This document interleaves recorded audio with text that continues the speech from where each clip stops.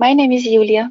I'm going to be your guide for today. So, thank you so much for joining in. For this 1 hour, we are planning to dive a little bit into the connection of anxiety and anger, and just to understand how anger is important in our feelings and how it's affecting our anxiety. So for the first part, I will talk a little bit about this connection and how can we change a little bit our perspective towards anger.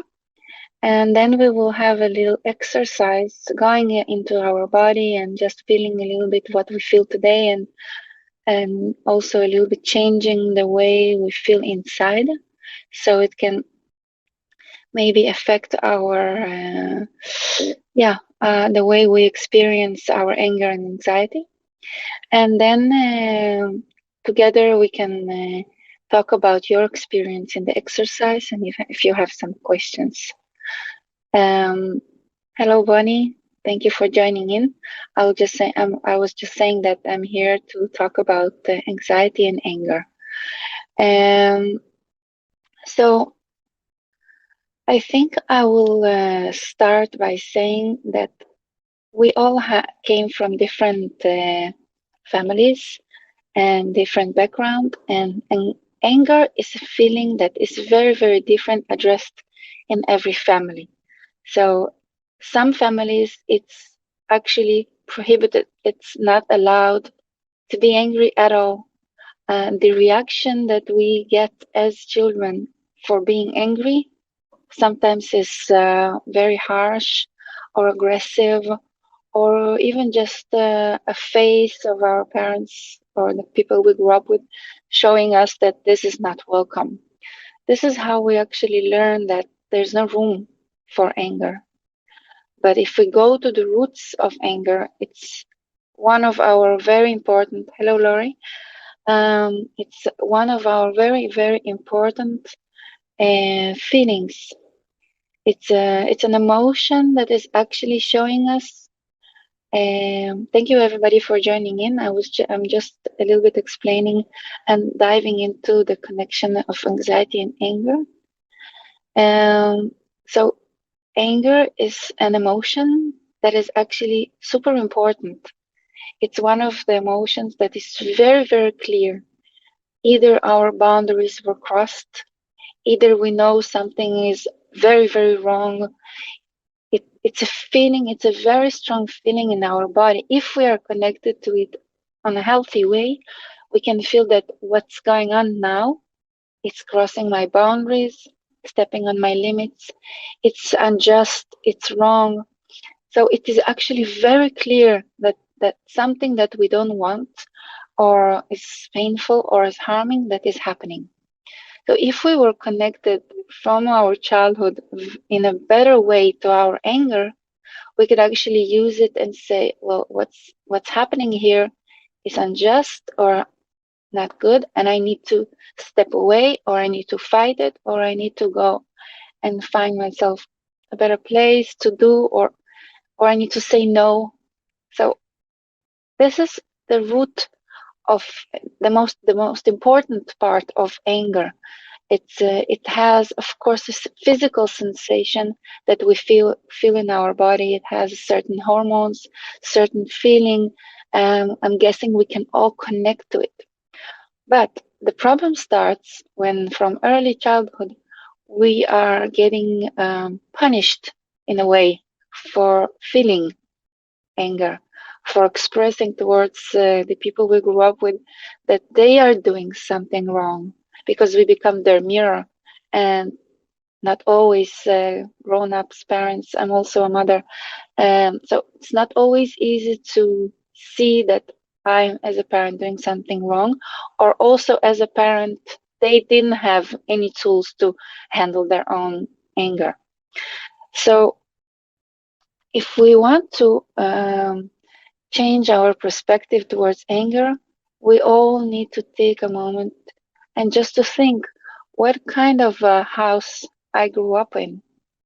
Was there any room for anger, or If we go the other way, anger was very, very present, but in a very aggressive way.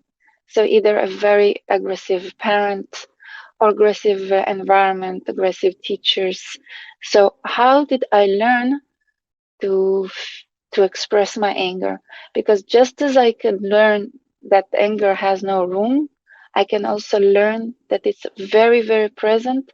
And whenever something goes a little bit wrong, the reaction will be very aggressive. So we can look and find this, we find ourselves somewhere in between those two. And we all belong. Sometimes we even have exactly those two in the same house, a very passive parent and a very aggressive parent. So, and then we need as children or as adults to navigate in the family that we grew up and find our place, and just to how the children, they know how to navigate in order to survive better.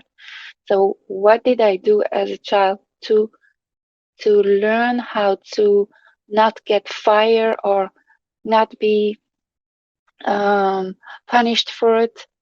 And what I was saying is that we need to take a moment and just understand where am I in this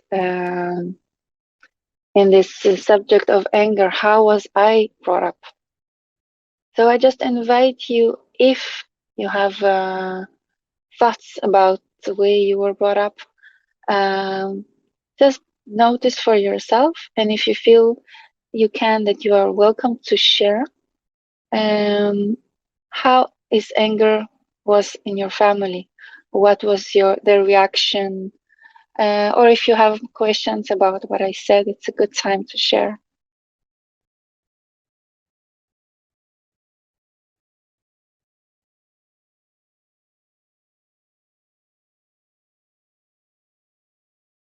And if there are no questions, I will just continue. So you're welcome to just give me some hearts that you can hear me well and that it was clear and that I should. Yes, thank you so much for the hearts. Lily, would you like to say something? Yes. So, do you believe that anger is healthy? Um, I will say that every emotion that we have, because the way I'm coming from the field of body psychotherapy, psychology, um, every emotion that we have, because we are human beings, and every emotion we have is healthy. It is very, very healthy. And the best way to understand it is to look at babies. So, because when they are born, their system is almost perfect, as a natural system, as an evolution. We can look at animals, we can see anger everywhere. It's a healthy emotion if we understand how to manage it, if we understand the important role it has. And it has a very important role. It's showing us our limits. If there would be no anger, I wouldn't feel that something is wrong or somebody is doing something wrong for me to me. I wouldn't feel that uh, this kind of environment is not right for me.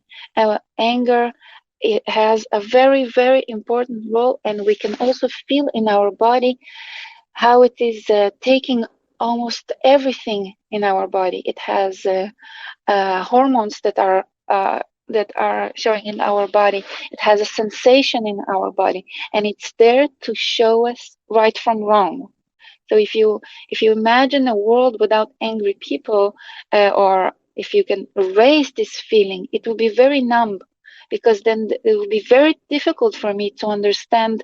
Well, the way you talk to me right now is not how I want it, or something in this situation has to change. So if a child will not be angry or show it or express his feelings, then he cannot navigate into a world where there are situations that are bad for him. Is that a little bit more clear for you? Um, Yes. Great. Jenna, would you like to say something? Yeah, I'm using my AirPods. Can you guys hear me? Yes. Okay, good. For me, I don't really, as far as anger goes, I don't remember as a child not being allowed, the one thing I remember is not being allowed to be sad and cry. I don't know about if that goes hand in hand with anger. Um, I remember just not being allowed to really express when I was upset over things, so I don't know if that goes hand in hand. So your question, if it has a connection towards anger. Yeah, like the sadness part of it. I don't remember a lot of my childhood, so I can't point out any times where I was like angry, showing anger towards a Yeah, situation or my parents. But I do remember being, sad and crying and just not being able to do that. And I'm not sure if yeah. that goes hand in hand with the anger. So thank you so much for sharing. It's very important what you describe right now, because as children, when we are not allowed to show our emotions, um, it's uh, o- it's like uh, it's like if we think about numbing our feelings. I don't want to feel pain, so I will not feel love. I don't want to. I'm not gonna feel anger, so I'm probably not gonna feel also care, because when we are not allowed as children to express something, then in our system we have to suppress. Something needs in us to learn how to suppress. And anger, it's a very strong emotion, and it has like a big impact on us. And sometimes it can be that I will cry because I'm angry. Sometimes I can be sad because I'm angry, because I don't know how to express it, and I'm becoming super, super frustrated. The frustration, it's a big part of anger, but it's also a big part of being sad and being emotional. So as a child, as a grown up today, maybe we cannot remember exactly what was suppressed, or if you do, as you say, remember that you were suppressed for some feelings, then it can take over many other feelings. Because as children, we cannot really navigate. Okay, now I'm showing my anger, but I'm not showing my sadness. It As children, we have like more um, like a roller coaster of emotions. And when we become, and then when we have, let's say, adoptive and parents that can hold our emotions, they can say, well, now you're angry. Well, let's say you cannot hit me, but you can really show that you are angry. Or for example, well, now I can see you're very frustrated. So this name for a feeling, it's a later stage in our way of growing up, where some adults around us can tell us this is the name for what you feel, because as children it mostly feels like a roller coaster, like a cloud of emotions. So your question is very in place, that when we are not allowed for some emotion, then for many times it will also take us into suppressing everything, in order not to find ourselves confused or punished, or getting this bad reaction that we got as children to a certain emotion. So for for many cases, that yes, there will be some kind of suppression towards many feelings. So everything becomes a little bit more mild. Christina, hello. Would you like to say something? Sure. Yeah. Well, I think Jenna had her hand raised before I did. Yeah, sure. Then thank Oh, you for I saying that. was, Uh-huh. Yeah, yeah, I was just gonna say thank you for that because I do have a daughter who's 6 and I don't want to repeat the mistakes my parents made and I'm trying to navigate. She's very emotional. So I'm trying yeah, to navigate how to not dismiss her feelings, let her have feelings, but also not baby her too much and everything because yeah. then I think that enables the crying more. But I think what you said with addressing what she's feeling and kind of talking and explaining it through to her and navigating that way. That way, I'm not dismissing it. That's really helpful advice. So, thank you. Yes, that's amazing. I also have a 6-year-old and an 8-year-old, and that's very challenging coming from a background of not being able to feel. Then, yes, what you say is very true.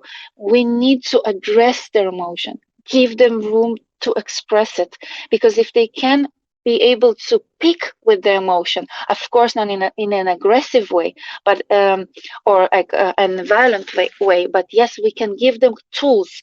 Let's say, let's hit the pillow, let's rock the ground, let's take a pen and paint really really hard, and let our emotion room. We need to give them room.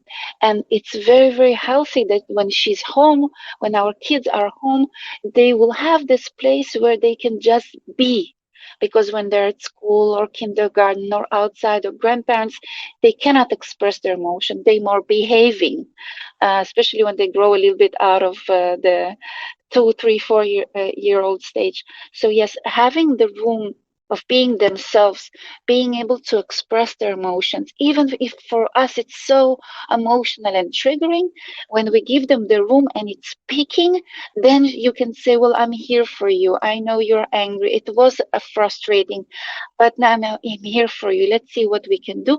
And then when it peaks, for sure, just for grown-ups, then this feeling will go a bit lower, and then there was something else coming out of her. Maybe she will say, well, I was just sad because something happened. And then she can also comfort herself in your arms, in our arms as parents. So this is our very important role in learning that every emotion is critical. It has an important role. Thank you so much for sharing this. Yes, Christina? Hi. I wanted to kind of tag on to before when we were talking about parents not allowing us to show emotion, because what Yes, happened with me is when I was small, well, really throughout my entire childhood, I was unfortunately badly physically and emotionally and mentally abused. And I remember very distinctly my parents saying, if I did not have a happy face on, my parents saying to me, go wash your face. Nobody wants to see that. If you can't control yourself, then you need to go to your room. So, as you can imagine, I grew up very one dimensional in terms of what I felt. Well, I was very confused about what I felt because I didn't have any names for it. And yeah, now that is coming out. The one emotion that I absolutely couldn't express as a child was anger. I yes. could not ever be angry at my parents or my siblings or anything at all. And now I am with my husband. We've been together for 23 years. And Hello, Christina?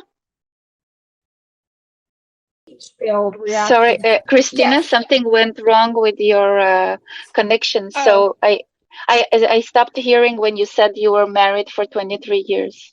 yes. And so now I'm finding when my husband shows his emotions, there's Yes, something in me that triggers, and I get very angry at him for being yeah, emotional. yes, And I'm learning just through thinking it through, because when that happens and I get this rage, my therapist suggested that I just walk away for about 10 minutes, 15 minutes to calm myself down. And what I'm realizing is that there are other emotions under this anger. There yes, there are things like embarrassment and hurt and shame yeah, and betrayal. And to be honest with you, I'm still confused because I don't know if, like, how to tag what emotion to what's happening. And I yes. don't even know what tools to use or anything like that to start building an emotional vocabulary for myself. Wow. First of all, thank you so much for sharing. What you describe is, yeah, it's really a huge we can call it's actually an emotional abuse when you are not allowed to express what you feel, and you were forced suppress it so much and have a smile on your face. So for sure, what you're feeling right now, this is very normal, in the sense that you cannot tell a feeling from another feeling, because it's like a language that you didn't learn in a certain way. It doesn't mean you cannot learn it now. It doesn't mean you cannot understand it better for yourself, for your own feelings, and also, of course, for the outside. So just the way I described for children, and that when we see that they are sad, and that's very clear, or when they're frustrated, we can see that, and we give the name to it. This is exactly what you need to do. There's a whole aspect in therapy. It's called inner child work, like inner parenting. I hope you heard about it, and if not, it's a huge, amazing way of therapy. So it's like you become your own parent, and when you see like a mirror or what happening with your partner or your husband, sorry, when you see that he's becoming angry, you're becoming triggered, it's exactly the same circle that was going on at your family home. And we all have this circle. So if I'm addressing all of us in this room, our partners, our friends, and our kids, they are becoming our trigger. So in order to navigate into the anger, I first want to, that would be, I'm going a little bit into the tools. I need to first take like a small step out of myself and say, wow, I'm actually super angry. And just looking around myself and asking myself, what just happened? So if you have let's say if you have an open conversation with with your husband or other people here in the room that experience something, and if we have an open relationship, open being able to talk with the person, then we need to ask, I'm actually super triggered now. I'm becoming aggressive. I need to understand what just happened, to allow also the other side that we trust, that we love, and that we care about to say, well, I was, let's say, I was upset because one, two, three, and now you are reacting to it. So maybe you got sad, maybe you felt shame, maybe you were actually feeling criticized, because criticism is also a big trigger for anger. So what I'm trying to say is that first, it's so fine that you feel that you don't know yet, because you didn't learn a huge language of our inner body feelings. Just like we need to learn how to talk, we need to learn what we feel. Because if a child cannot have a grown up to say to him, this is this feeling, this is how you feel now, this is what you feel now, this is how you manage your anger, this is how you manage your sadness, this is how we feel when we are frustrated, then it becomes a blurry feeling. And your job in therapy, just like you say, is really to first not to blame yourself. It's not your fault.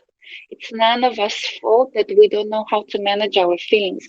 And it is possible to change it. Because it's a language, and our mind is very how to say, it's like, yeah, it's like a learning machine. Whatever you put focus on, you can learn. Especially that you are not a child anymore, so you can actually go and inwards to your body and to say, well, it feels in the chest something. Let's say, how can I call it? If you go into the body, you can actually recognize it, and it's a quick learning. That's what I experienced in the clinic. I hope that was helpful enough. Oh yes, that makes me feel so much better, and it makes so much sense because what's happened to me is I'm feeling either anger or numbness. And I Yes, think the numbness is because everything gets so blurred that my brain just shuts it off and says, "We yes, don't know what that is. So we're just not exactly. going to feel that." Exactly. And also the numbness is connected to the fact that when you were feeling something, you had to suppress it. When we suppress, we become numb, because we cannot feel so much of what we cannot feel. So we need to suppress, and the suppression is the numbness. So in order to change it, you need to go a little bit and ask yourself, well, I know I'm a bit numb, but still what I feel, and continue. I will go to the next question, if that's okay with you. And then if there will be more questions, we address it a little bit later. Ames, you wanted to ask something?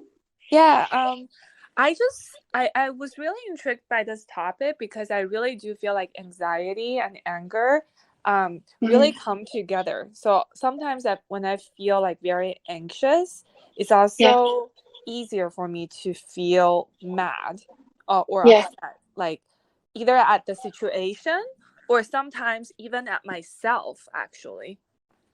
Yes.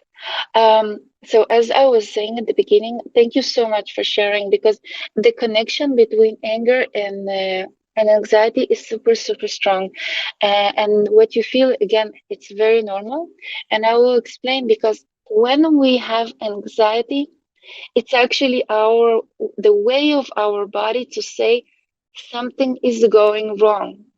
And also, anger in that sense is actually a feeling that is saying something is wrong.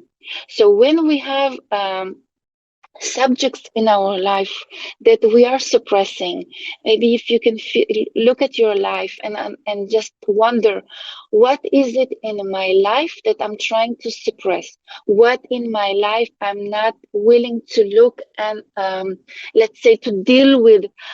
Maybe I'm not honest with myself all the way. There are things in my life that are not working, and when the feelings are very blurred or suppressed, then the anxiety and the anger, they will wake up. And if we are not listening in a way to our anger, saying to us, well, maybe my limits were crossed, maybe I need to do a change in my career, maybe something with this person, maybe a girlfriend that I have is actually triggering me, crossing my limits, or not being nice to me, or something in my life that I'm kind of how to say, looking the other way. I know something is wrong, but I prefer to look the other way, and I'm not dealing with it.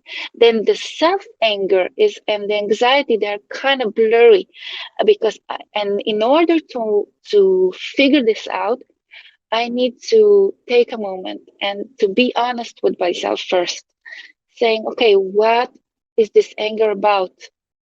Am I ignoring my own feelings? Am I ignoring my body? Maybe I actually need some rest. Maybe I've been burned out at work. The anxiety and the anger is the language of our body. The day that I have changed my perspective, instead of blaming myself, saying, here is my body doing to me this again, because I also have anxiety, hating myself for the anxiety. And every time I had felt it, I would say, I cannot believe it happening to me again. All this self bad talk is like a fuel for the anxiety, because I'm doing more of self harm. So I need to change first my language towards myself. I need to change the perspective towards my feelings, anger, anxiety, frustration, sadness. All these feelings that were titled as bad, they are very healthy, just as sadness and love and care and empathy. There's no good feeling without the bad feeling. If we are numb in the world of bad feelings, or at least that's how they were titled. I don't really think they're bad, but what we say as bad feelings, if I'm not able to feel those and navigate between those, asking myself, what is this about? I also cannot feel love and care and empathy, and because it's like I'm suppressing everything and I cannot choose what I suppress. Um, so I hope that if you can first look at the subjects in your life, and instead of blaming yourself, taking this anger and asking yourself, okay, what is it about? Not and then instead of taking it inwards, you want to look outside and ask yourself, okay, how can I navigate in this feeling? Anxiety and anger, they have a very high level of energy, and we want to navigate it into something else. For some people, it's actually helpful to I don't know, move furniture, clean the house, go to exercise, talk with a friend, and being super emotional, or even sharing with somebody that is close to us, that can also hold this aggression in a way, not to be aggressive towards them, but just say, well, I feel this and I feel that, and I am so angry and I'm so sad, and being able to be that angry child, and to have someone in our life that can actually um, deal with it and be the grown up that we didn't have, that can hold this feeling for us and say, don't worry, everything is fine. We can figure it out. Let's see what's wrong. I hope that was helpful. And again, if there are more questions, I will move to the next one and then I'll be back again. Alona? Hi, how are you? You wanted to ask something? Yeah, I would like to ask, especially, I just sometimes, even like these talks makes me anxiety. I'm so sorry, but yeah, I've been They feeling make that you, sorry, make you what? make me anxious sometimes. Yes. And I think sometimes being mad like at myself for not being known, like, how you let it happen, like you just adult, like 13, whatever years old. Yeah. And like how you didn't stand your ground, how you let it happen, be so no. Yeah. But I just kind of sometimes like feel, I think, like what I just paraphrase, I feel more compassion to myself, and I try to forgive my past, Yeah. Ellen, Alona, and with my baggage of knowledge right now.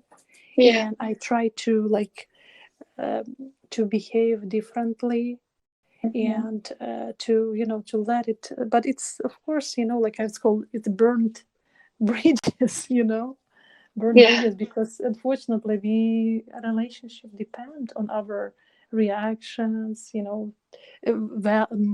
quality of relationships, like Yes. for example, my family wants me back, but I just feel, like really just sad, like you don't listen, hear me, like you want conversation, but you don't understand. That's what makes me mad. You don't understand my whole perspective, what I really need, and it's, kind of like it makes me like you point on my weak points, even though you say that you love me and stuff like that, but I don't, like, for some reason I just feel I don't feel it. Like So can you somebody can you be a little bit more specific on what is your challenge? What is your question so I My can be more? challenge is, yeah, like I feel a little sometimes confused. Like some people telling me I love you, or but I just don't feel it. It makes me like cognitive dissonance. Like if like how do, like if I tell like, okay, I don't like it, but she say no, no, no, this is like, it's you wrong, you just too exaggerating. And I say, like, because like, well, I like, it's an interesting question. I just know I just had, I should have write my thoughts.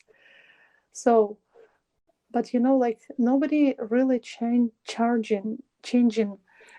I mean, I understand I'm supposed to work on myself, stuff like that, but can we, like, still makes other accountable, and So you're asking if your question is, how is it possible for me to feel what I want to feel and not to be affected by other people in a yeah. way? So basically, how to express maybe properly the way you want without you feeling anxious, Well, because yes. sometimes this, like, what I mean, like triggering points a lot. Yeah, what you describe is that Because I understand, if I, for example, if I know, if I will continue conversation, okay, I'm gonna say, okay, what you put to the table, this is what I ready to put for the table. But if they say no, no, no, no, I will not do nothing, you know I would say, unfortunately, I cannot go back to my old me. It's not me anymore.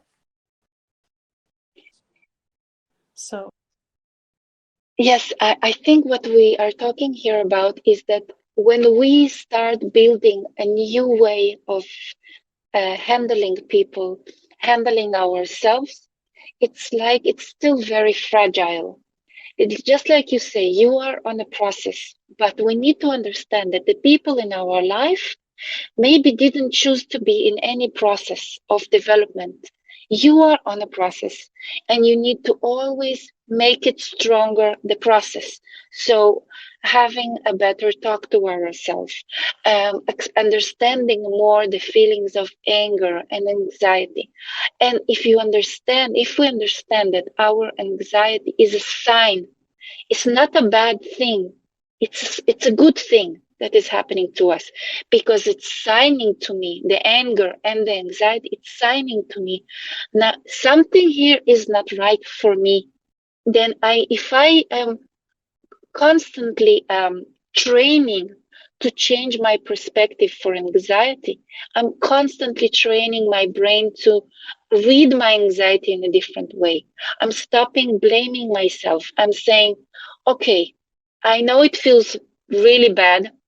My chest is burning. I cannot breathe. But I know this anxiety, it's good for me because it wants to show me something that I'm not noticing.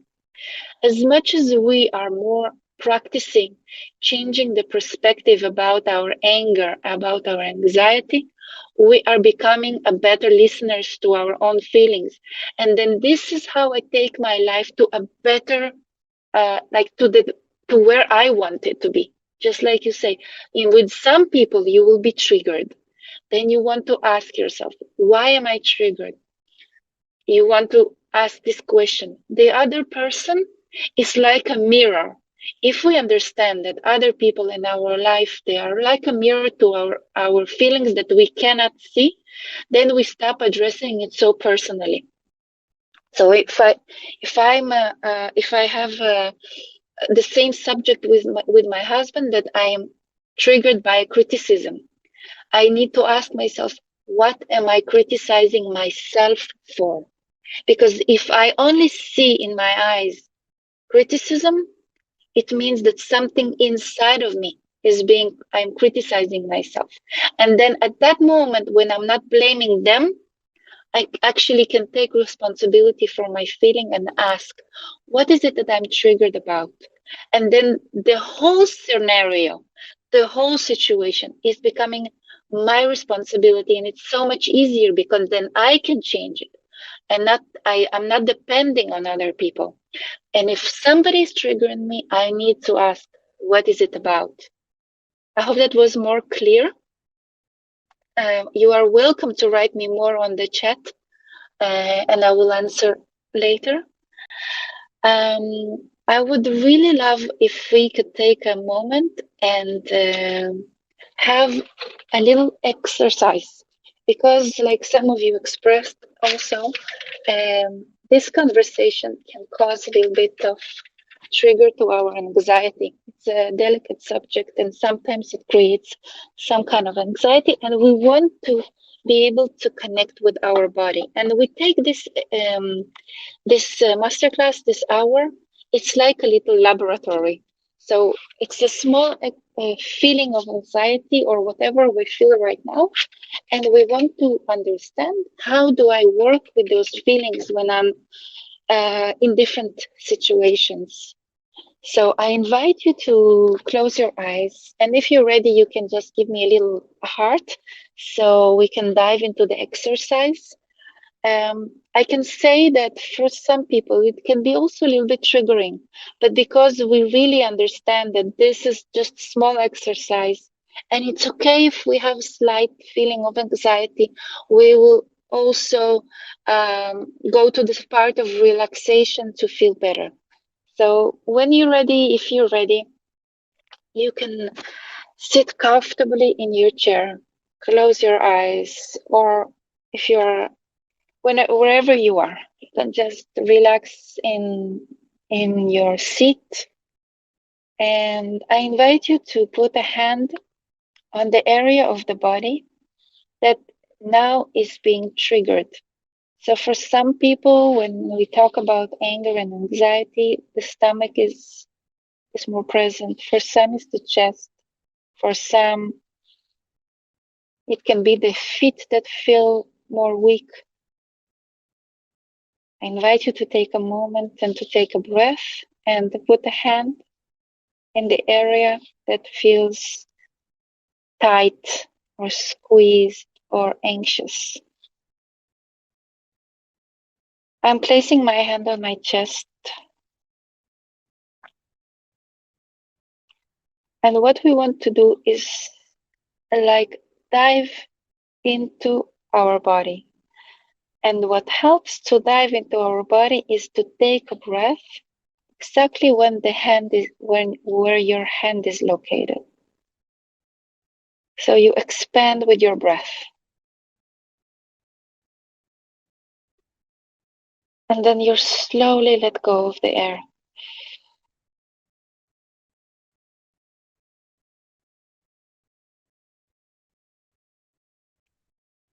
Whenever the air is going in, it's actually expanding my body and my lungs. So I allow it to expand. And if there's slight anxiety or any kind of feeling that is more present, I breathe into this feeling.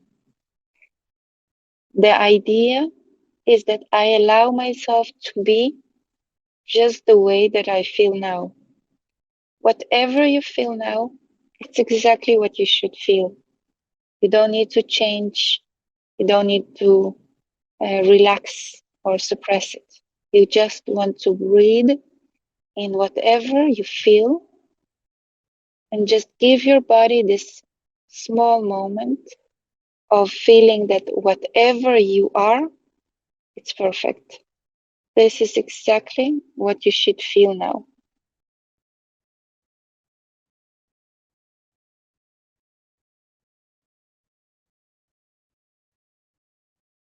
Our body would always choose what is right for you right now. Even if it feels wrong, the body knows what it's doing. So we don't want to fight it. We actually just want to allow whatever is there and just have the perspective that whatever you are is perfect. Whatever you feel is right. You don't need to change. You don't need to work hard. You don't need to exercise to change any emotion. Just to be with it. I invite you to take 3 more deep breaths.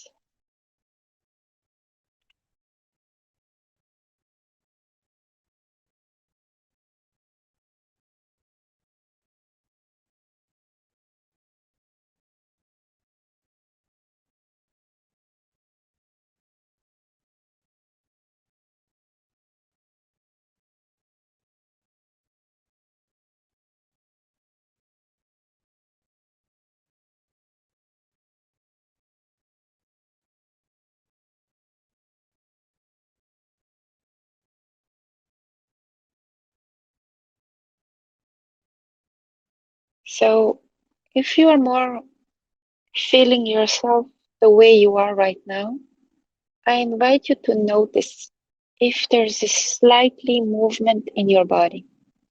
If the shoulders are a little bit more relaxed in their place, what is happening in the stomach, and just become like a little radar in your body, noticing the movements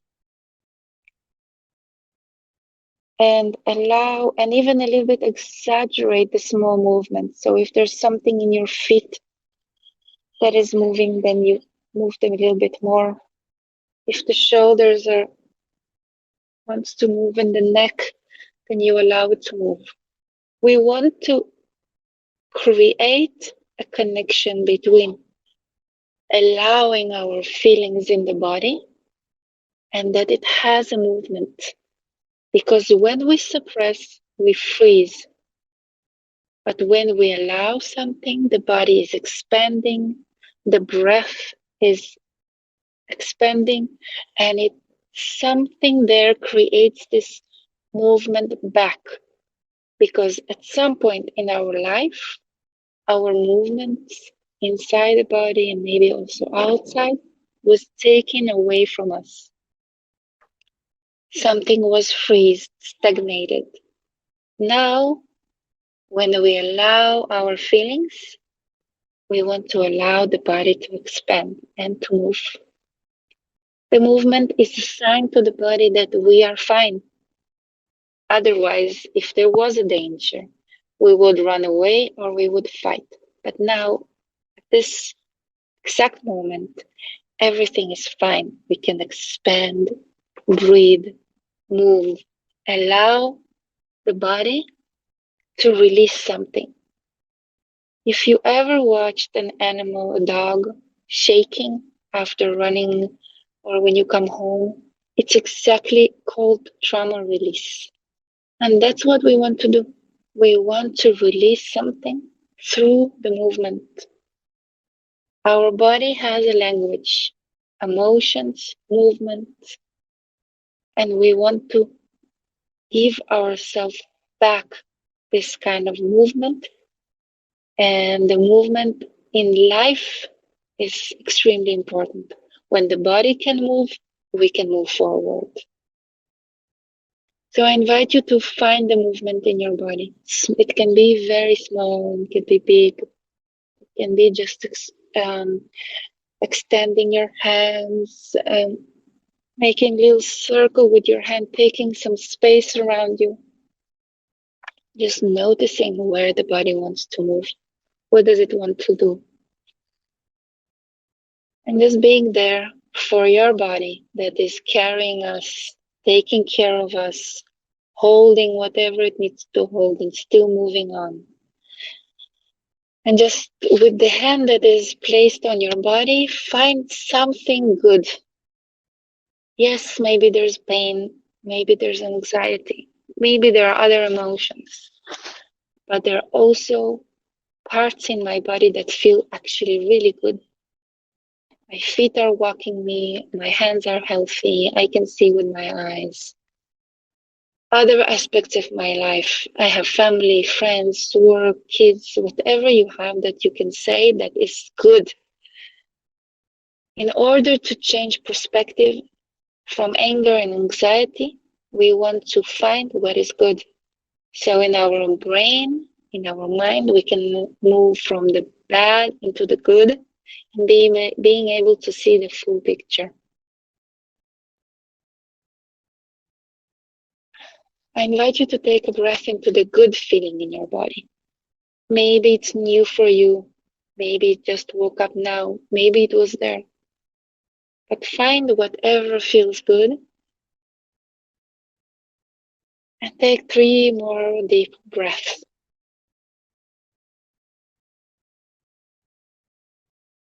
You are safe. You are fine. You are healthy.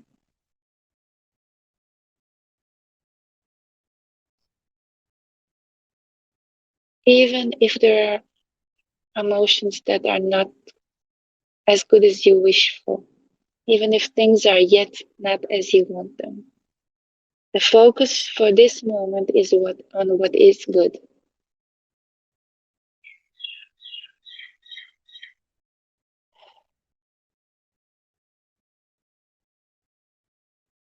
And if you have a feeling that is new or good, I invite you to take like a little print of it inside of your body. Does it remind you of something that happened to you before? Is this a feeling that you know? What else in your life can bring this feeling that you have now in your body? What else in your relationships or in the things that you do can also find this feeling for you? When you are able to have this feeling more from things outside in your life, you are making yourself even stronger.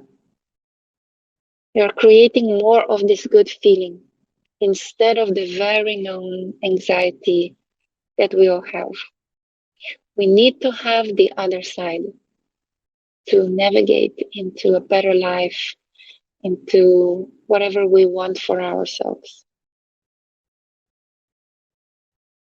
I invite you to open your eyes and share good aspects of what you felt.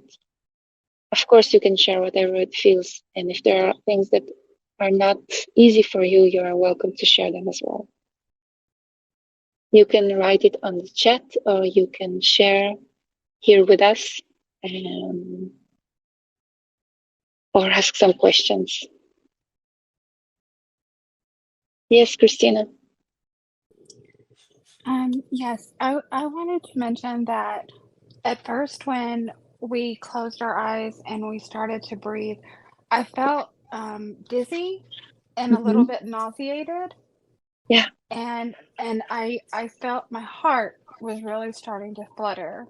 And so I tried to breathe through that because it's a sensation that I recognized before from when I've had a panic attack Yeah. or something very, very stressing happened to me. I almost get a little bit of vertigo for a second, like Yeah. things just seem off kilter and I get dizzy. And so when you told us to kind of breathe into that and realize that that's okay for me to be feeling, it started to transform almost into a little flutter of excitement that Wow. it was okay to have these actual physical feelings, because Yes. I'm so often numb that any physical feelings I've equated in the past with panic or with danger. Yeah. And so that in itself was like a revelation, because I thought, you know what, having a fluttering heart and having this little sensation of dizziness can also be happiness. It can also be joy or positive or something along those lines. And that was a very strong realization for me. Wow, I'm so happy that you shared, because when you asked your question, what you described before and what you describe now is exactly what the answer to your question, that you can actually learn about your feelings through your own body. And when you go into your body and when you feel the distance between excitement and fear is very small, but if it's just this realization that actually when I'm excited, my heart is beating, my hand can be sweating, I can feel dizzy, and then exactly what you describe is the learning of the body, that you have sensations in the body and that they are okay, and that's how we feel actually. And because of your past, uh, the feelings were so numb that, just like you say, everything that was happening was had a bad connection. So I'm grateful for your sharing, because I think it's very important for all of us to hear that going into the sensation, allow it to peak, understand that this is normal. Always, just like I said at the beginning, we will bring a different kind of sensation that is lying underneath it. So I'm grateful for sharing, and I just invite you, really use this exercise. It's nothing too difficult to do. Is whenever you feel a little bit anxious from whatever you feel, you want to close your eyes for a moment, go into the body, understand, well, what am I feeling now? Is this is just a sensation, beating of my heart, um, maybe some kind of a warmness, maybe it's just a little bit more of a blood flow, and that's all natural, normal, and very, very, very important for us. So thank you for sharing. Thank you so much. Um, we have 4 minutes left. I just want to give you the time. If you have more questions, you're welcome to put in the chat, and just ask, of course. Jennifer, I can see what you wrote. Yes, it's a hard feeling what you say. But I hope that there are aspects in your life that you can connect with and say, that you are happy you have in your life. I welcome. I wish you could write me, and when we finish, on the personal chat, and then we can have a conversation and talk, and maybe we will see what aspects in your life and how can I help you with those feelings of sadness and depression and whatever you describe. Um, so please share with me, and don't stay alone with these feelings. Um, and for sure, we can do things that can help with your feelings.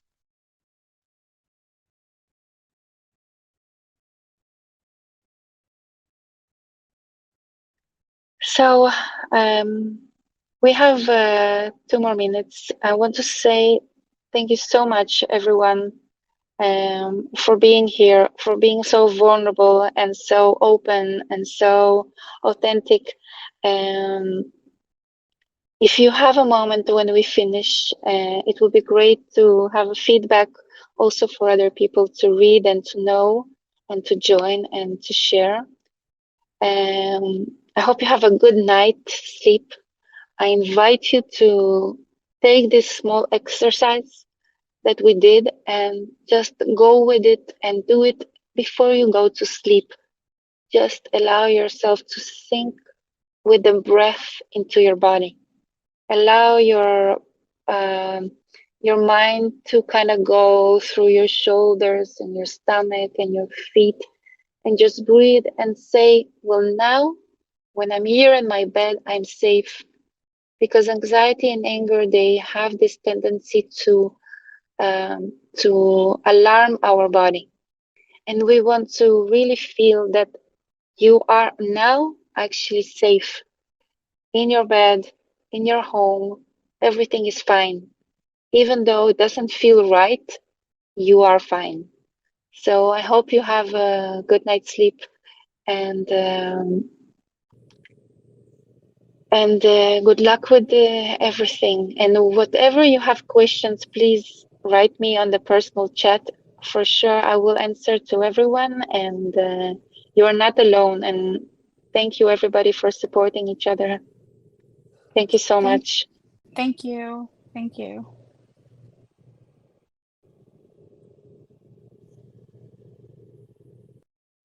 Good night.